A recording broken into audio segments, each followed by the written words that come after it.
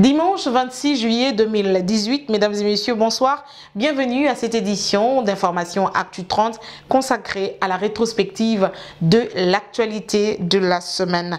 L'Institut Alternative et Initiative Citoyenne pour la Gouvernance Démocratique a organisé le samedi 25 août dernier une conférence débat axée sur le thème démocratie. C'était à l'Institut français dans la commune de la Gombe. Reportage. Il était question pour cette conférence débat d'expliquer aux participants le contexte démocratie. Le texte est mal compris par certains Congolais. Orateur principal, Jacques Joly, sénateur mais aussi constitutionnaliste. Pour lui, le thermomètre d'une bonne démocratie dans une république voulue démocratique est la tenue des élections crédibles. Les commissions électorales qui, loin de produire des élections libres, produisent des élections chahutées, c'est justement parce qu'à la base, il n'y a pas un certain nombre de principes, un certain nombre de valeurs, un certain nombre des éléments invisibles qui vitalisent la démocratie. C'est là où nous développons une démocratie sans ancrage, sans capacité d'interprétation. C'est ça le défi de notre société. Sylvain Lumbi, président de cette structure de la société civile, indique que la conférence débat est une manière d'interpeller les Congolais sur la notion de la démocratie. C'est en ce sens que l'Institut Alternative et Initiative Citoyenne pour la Gouvernance Démocratique aimerait contribuer, réveiller dans la jeunesse, dans les têtes des politiques, dans les têtes des avocats, des défenseurs des droits humains, des étudiants, de toute la société au fait, pour qu'on arrive justement à discuter et finalement à trouver des idées inventives qui peuvent servir demain à la refondation de l'État pour que cesse désormais le fait que les élections, au lieu d'être des moments de fête, que ce ne soit pas des moments de contestation où les gens doivent s'envoyer des messages pour dire qu'il faudrait fuir la ville parce qu'il y a la foudre qui va s'abattre sur le monde entier. Les responsables de l'Institut Alternative et Initiative Citoyenne pour la Gouvernance Démocratique promettent de poursuivre les activités sur la sensibilisation à la démocratie. Publication des listes provisoires des candidats à la présidentielle. Parmi les candidatures recalées ou jugées irrécevables par la CENI figure la candidature d'Antoine Gizenga Fuji. Dans une déclaration faite samedi en fin d'après-midi, le bureau politique du PALU indique qu'il va saisir la Cour constitutionnelle pour faire valider la candidature d'Antoine Gizenga. Le bureau politique du Parti Lumumbiste Unifié charge Adolphe Muzito. Il est accusé d'être à la base ou la cause de l'irrécevabilité du dossier d'Antoine Gizenga. Suivez la déclaration. Le bureau politique du Parti Lumumbiste Unifié PALU vient de prendre connaissance par voie de presse de la publication de la liste provisoire des candidats à l'élection présidentielle du 23 décembre 2018, suivant laquelle la candidature à l'élection présidentielle du patriarche Antoine Gizenga, président du regroupement politique PALU et alliés, a été invalidée par la CENI. À cet effet, le bureau politique du parti, à l'issue de sa réunion extraordinaire à ce jour, informe l'opinion, tant nationale qu'internationale, que, respectueux des lois et des institutions de la République, le PALU s'incline devant la loi et la décision de la CENI car il s'agit de la liste provisoire. Toutefois, le PALU va, en toute urgence, saisir la Cour constitutionnelle en vue de faire valider la candidature du secrétaire général chef du parti. En attendant, le PALU appelle ses militantes et militants au calme et condamne les actes inciviques et de destruction méchante perpétrés par des personnes instrumentalisées par des vendeurs d'illusions, tout en mettant en garde tout fauteur de troubles. Et pour le comité laïque catholique, le rejet des candidatures de Jean-Pierre Bemba Gombo, Adolphe Muzito, mais également les autres est une preuve et la confirmation que le président sortant et la Commission électorale nationale indépendante sont des obstacles majeurs à l'organisation des élections crédibles et inclusives en République démocratique du Congo. Le CLC exige leur isolement du processus d'organisation des élections. C'est son porte-parole, Jonas Tchombela, qui le déclarait. Place à présent à la page rétrospective de l'actualité de la semaine. Lundi 20 juillet, vous avez suivi le conseiller diplomatique du président de la République, Kikaya Bin Karoubi, qui donnait des précisions sur la décision du gouvernement de la République démocratique du Congo de ne plus accréditer des envoyés spéciaux en République démocratique du Congo. Nous avons également diffusé la rencontre entre la délégation des évêques méthodistes et la Commission électorale nationale indépendante. Le gouvernement sud-africain et le gouvernement congolais, et en l'occurrence la présidence de la République, où je dirige le collège diplomatique, a eu à traiter de cette question avec les Sud-Africains. Et cette question avait été rejetée en son temps, et ceci avant l'arrivée du président sud-africain à Kinshasa. Et lors de sa visite, cela lui a été signifié clairement qu'il n'était pas question de désigner un envoyé spécial en République démocratique du Congo. Parce qu'on parle de concertations électorales, pourquoi ne voulez-vous pas de Thabo Mbeki en RDC comme envoyé spécial? Je n'ai pas entendu parler de concertation quelconque. Le processus électoral est sur la bonne voie. De quelle concertation s'agit-il? Pour que ça nécessite un médiateur ou un facilitateur ou un envoyé spécial étranger. Mais pourquoi d'autres États tiennent à avoir leurs envoyés spéciaux en RDC? Qu'est-ce qui ne va pas selon vous? Bon, ça je ne sais pas. Je ne sais pas pourquoi est-ce que la RDC continue à fasciner les autres pays jusqu'à vouloir avoir en plus des ambassadeurs extraordinaires et plénipotentiaires qu'ils ont accrédités en République démocratique du Congo à nommer des envoyés spéciaux. Je vous rappelle que la question des envoyés spéciaux c'est fini au Congo. Le président de la République a dit que aussi longtemps qu'il sera là, aussi longtemps que ce régime sera au pouvoir, il n'y aura plus d'envoyés spéciaux. En clair, la RDC est formelle, elle n'acceptera plus d'envoyés spéciaux. Nous allons adopter cette position-là, il n'y aura pas d'envoyé spécial. À la Commission électorale nationale indépendante, la délégation des évêques méthodistes ont échangé avec le vice-président Norbert Bassengezi, qui avait à ses côtés le rapporteur de la centrale électorale et les directeurs des cabinets du président de la CENI. Après échange qui a tourné autour du processus électoral, ils ont tour à tour expérimenté la machine à voter.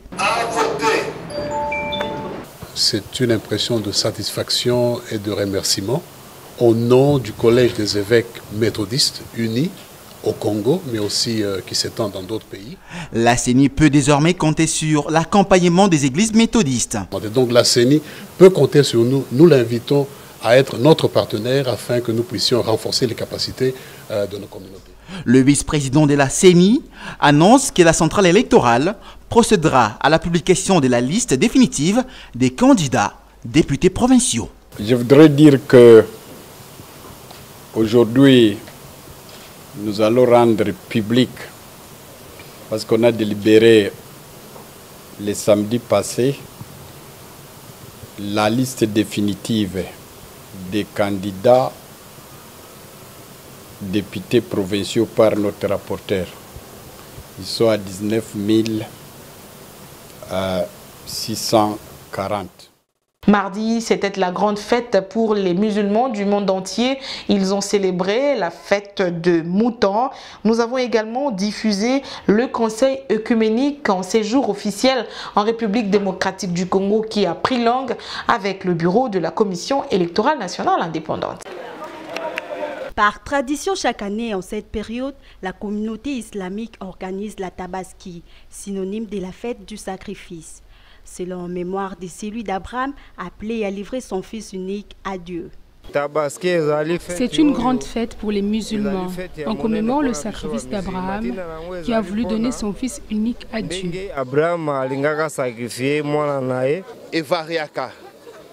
Tabaski intervient entre 1 mois et 45 jours après le carême. 1 mois et 45 jours. Cette Tabaski s'est faite pendant 3 jours. 3 jours pendant lesquels tout musulman doit immoler au choix un bélier, une vache ou un chameau pour le festin. Tout musulman tue une bête de son choix entre la brebis, la vache ou le chameau. L'une des grandes fêtes de la communauté islamique, la Tabaski est fixée selon les calendriers linéaires de l'islam.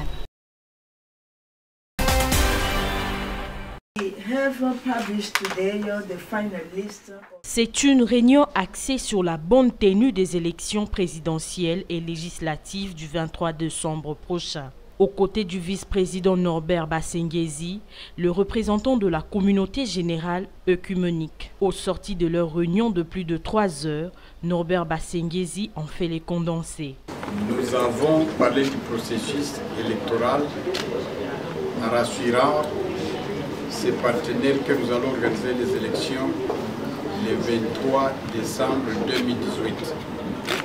Nous leur avons parlé de tout ce que nous sommes en train de faire en ce qui concerne la publication définitive des listes des députés provinciaux qui s'élèvent à 19 640, que nous avons commencé aujourd'hui la délibération sur les 25 candidats président de la République et les 15 660 candidats députés nationaux. Avons demandé à ce que l'Église, qu'elle soit catholique, protestante, cubaniste ou musulmane, les réveils ou autres, puissent s'approcher de nous au niveau national et international pour nous envoyer des observateurs internationaux ou nationaux. Au cours de cette séance de travail, la CENI s'est rassurée d'un commun accord sur la vulgarisation de la machine à voter. Des vaccins gratuits contre Ebola pour les populations qui habitent les zones où l'épidémie d'Ebola s'est déclarée. C'était entre autres la résolution de la 16e réunion extraordinaire du Conseil des ministres tenue sous la supervision du président de la République, Joseph Kabila. Vous avez également suivi mercredi 22 août 2018 la présentation du programme gouvernement du candidat président de la République, Sami Badibanga. Au cours de cette réunion extraordinaire du Conseil des ministres présidée par le chef de l'État, Joseph Kabila, le ministre de la Santé publique a fait un état de lieu du virus Ebola dans l'aire de santé de Magini, zone de santé de Mabalako, dans la province du Nord Kivu.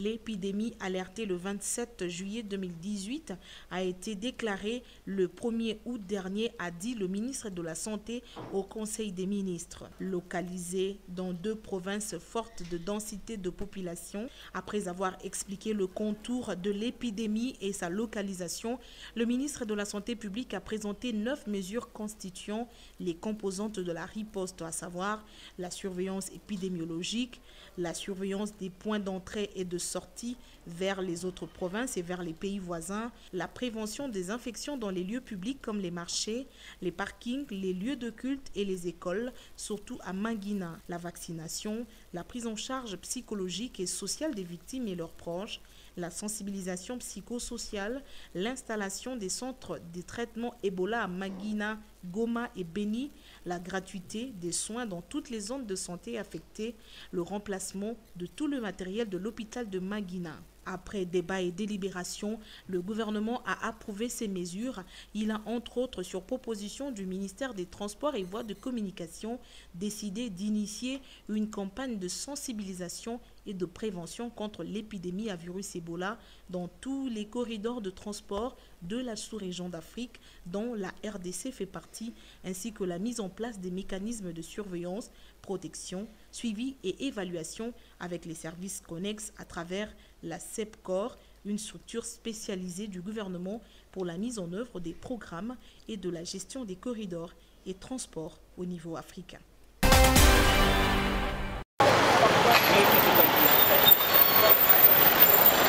C'est dans une salle archi-comble que Sami Badibanga a dévoilé son programme du gouvernement. Le Congo est malade, dit-il, il lui faut un changement radical. C'est la raison pour laquelle son programme est dénommé Changement pour tous. Un programme qui repose sur 3 priorités. Notre programme de réforme a 3 grandes priorités. La première, la sécurité des personnes et des biens, ainsi que la transparence absolue des affaires publiques, parce que la corruption tue nos concitoyens et détruit les finances publiques et notre économie. La deuxième, les emplois et entreprises pour la jeunesse, parce qu'elle est le quotidien et l'avenir de notre nation. La troisième, enfin, l'aide financière aux familles, parce que l'alimentation, la santé et l'éducation de tous sont les conditions de notre développement durable.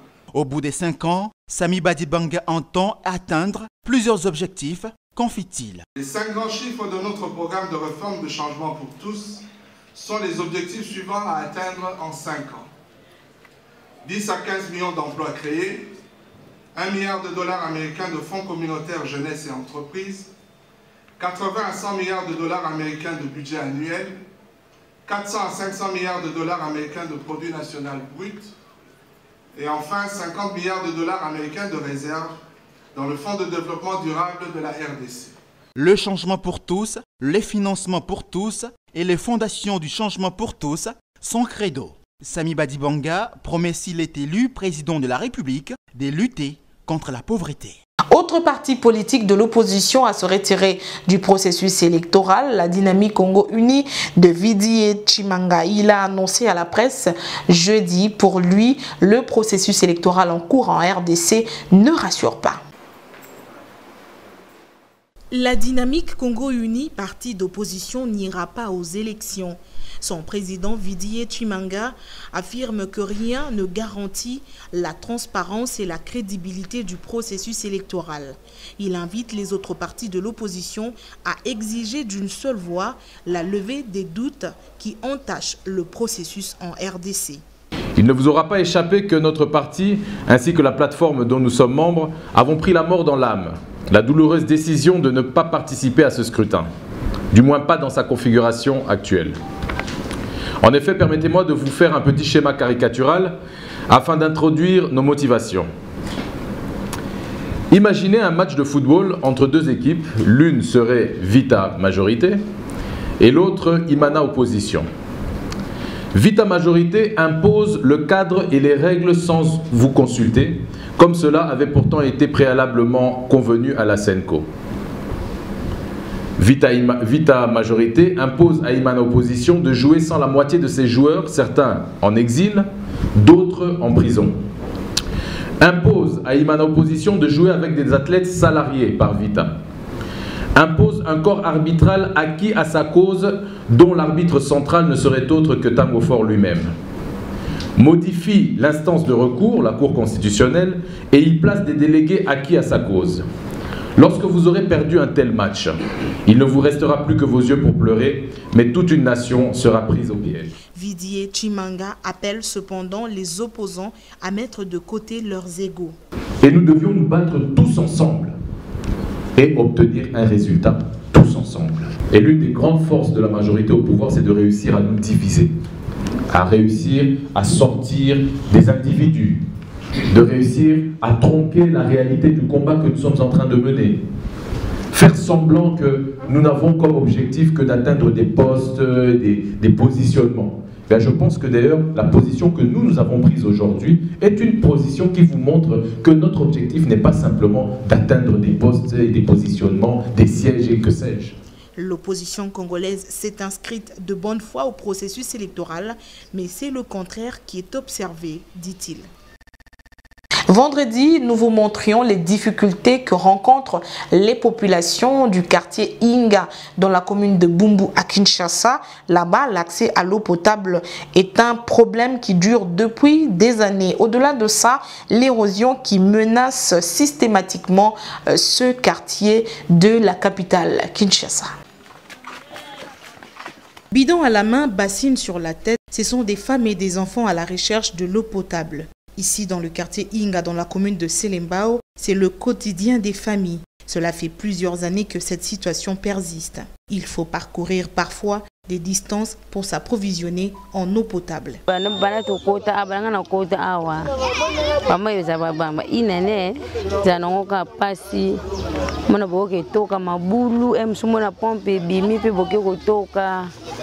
kaka bongo emsuna butu ebimi boki koto courant tozalaka nango mai ezalaka nango te tokina mabulu pasi vraiment ya mai pasi ya mai tozalaka nango bamusuba yaka na selemba bamusuba zokuta likolo bazokende boye bamususu tozotoka mai mabulu. Pour certains, l'eau de pluie ne sert qu'aux travaux ménagers. À l'autorité compétente de prêter oreille à la demande des habitants de ce coin de la capitale.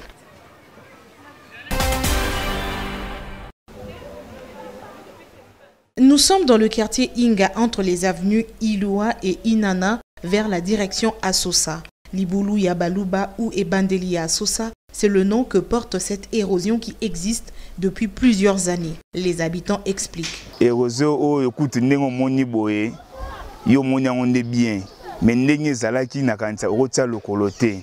Grâce à Gogo à Konemta Salapena tout au monde nzela le loba doit comme le kaboye. Tango biso za kibana mike suko comme déjà à 50 ans déjà. Oh c'est loko esalia. Au début de la sauce à suka babala o. Soko tali awe za muluba. Kuna muluba. Koto nyosu mais siko lokwa batu ba panzani ndena bi 50 ans déjà. Batu musuba changer pour na ba érosion ba kenda kenda. Libulu Yabaluba a déjà causé d'énormes dégâts. Banda gozala kiawa. Ebeba nyosu kenda.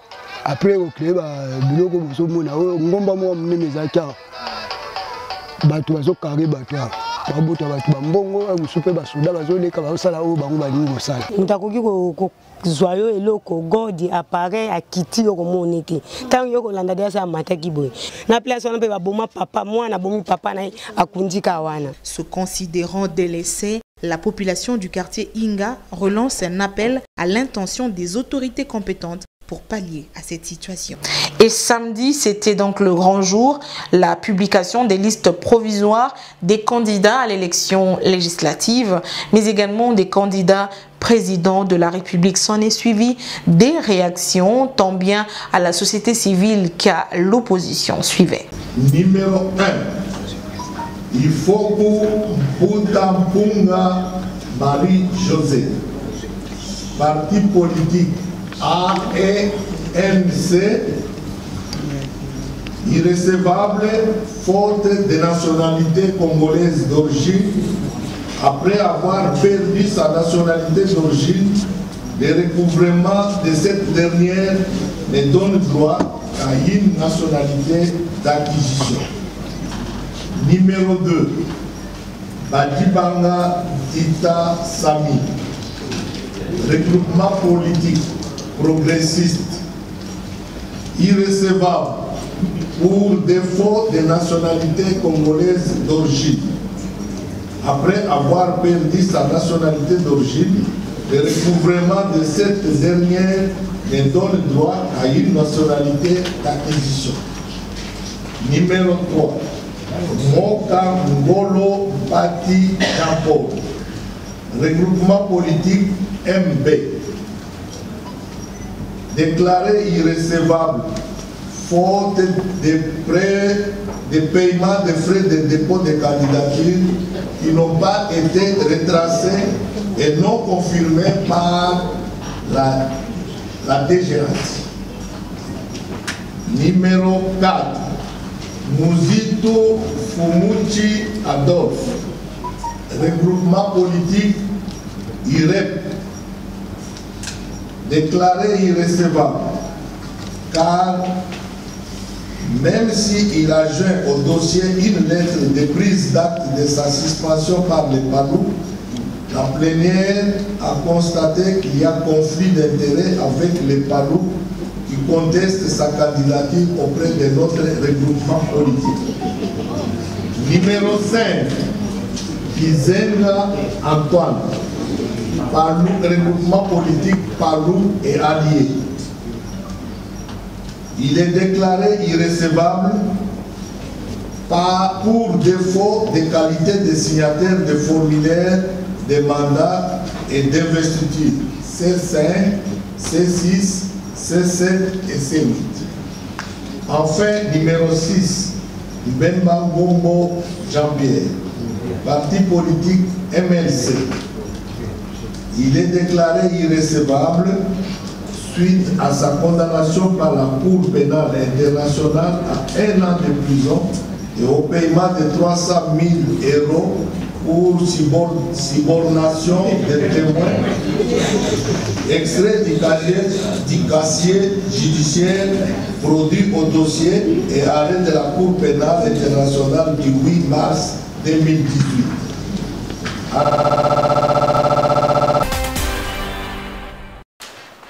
À l'Association congolaise pour l'accès à la justice, on ne s'explique pas le fait que la CENI rejette certaines candidatures. Au sujet de la nationalité par exemple, Maître Georges Kapiomba pense que la CENI n'a fait nullement preuve d'indépendance. Elle a violé l'article 10 de la loi électorale concernant les cas de Jean-Pierre Bemba. Beaucoup de regrets en constatant que la CENI n'a pas d'une part respecter son indépendance en recevant des lettres du type injonction de la part du gouvernement à travers le ministre de la Justice qui lui a pratiquement indiqué, dicté la position qu'il fallait prendre en ce qui concerne la question de la nationalité, mais aussi pour la condamnation du sénateur Jean-Pierre Bemba. Au nombre des candidatures rejetées figure également celle de l'ancien Premier ministre Samy Badibanga. La CAJ s'est dit profondément touchée. Pour le cas de Samy Badibanga, nous regrettons le fait que la CENI ait rejeté sa candidature, tout simplement en considérant qu'il a effectivement recouvré sa nationalité, mais qui n'est pas nationalité d'origine et que c'est une nationalité d'acquisition. La CENI n'offre aucune crédibilité du processus électoral, dit le président de la CAJ. De la part de la CENI, il se dégage clairement que la CENI s'est totalement inféodée au pouvoir et qu'elle n'offre, c'est-à-dire ses dirigeants actuels, n'offrent plus de garanties de transparence plutôt, moins encore de crédibilité pour les prochaines élections. La CAJ encourage les candidats dont les candidatures ont été jugées irrécevables de saisir la Cour constitutionnelle. Portant organisation des élections. Au lendemain de l'irrécevabilité de candidature, les sujets divisent les Quinois, surtout l'irrécevabilité de la candidature du sénateur Jean-Pierre Bemba. Et l'invitation de Jean-Pierre Bemba à la CENI, il y a des gens qui sont mécontents de ce que Nanga a fait. L'invalidation de tous ces candidats sur l'instrumentalisation d'un régime. Il est question ici que les Congolais comprennent que nous avons en face de nous un régime ennemi. Seni Ayebi et Logoni Nasali qui a diminué le candidat président Moussoussou. N'est pas dit que Seni Loko a diminué le candidat président, né yango Sayebi que les Congolais a beau élection en Amboka. Seni Ayebi Tinani na Longoli Jean-Pierre Bemba, Seni Ayebi Tinani na Kati Batu Moussoussou wana.